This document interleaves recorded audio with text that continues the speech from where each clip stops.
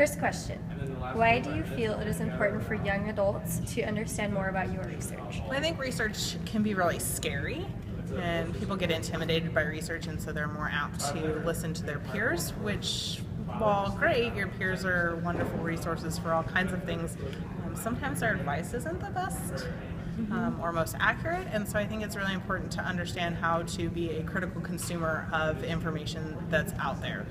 If you listen to the news one day, you're supposed to eat lots of chocolate, and then the next day all of that chocolate is going to kill you. So it's really important to be able to take the information that is out there about any topic, really, and understand if it's good information or bad information. And so the research that I do in particular is focused on things that are going to help people in their day-to-day life.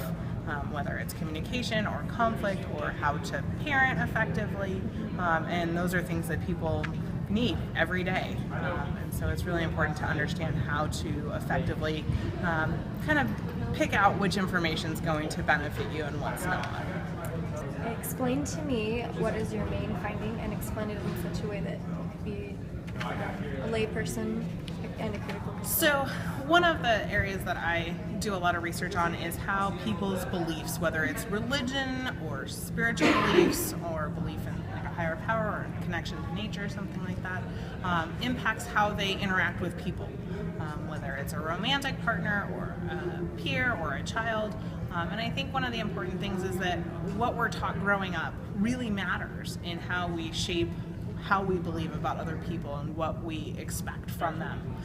And so it's really important to kind of not only know where you stand, but to be willing to listen to where someone else stands so that you can see the difference between people and realize that for the most part we're a lot more the same than different. Even though our beliefs on the surface may seem like we're really different, in essence a lot of the time we're a lot closer to the same than we think we are. Yeah. Based on your research and theory, what recommendations do you have for young adults striving to improve their chances of having a healthy romantic relationship? So I think communication is key.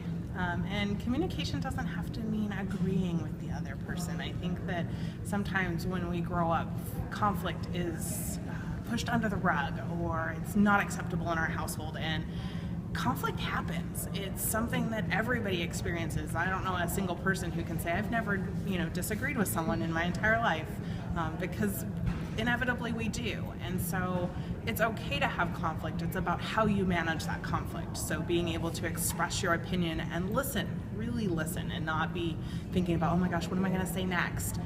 But listen to what the other person has to say, and then respond about how you feel or how what they've said makes you feel versus what you think they said.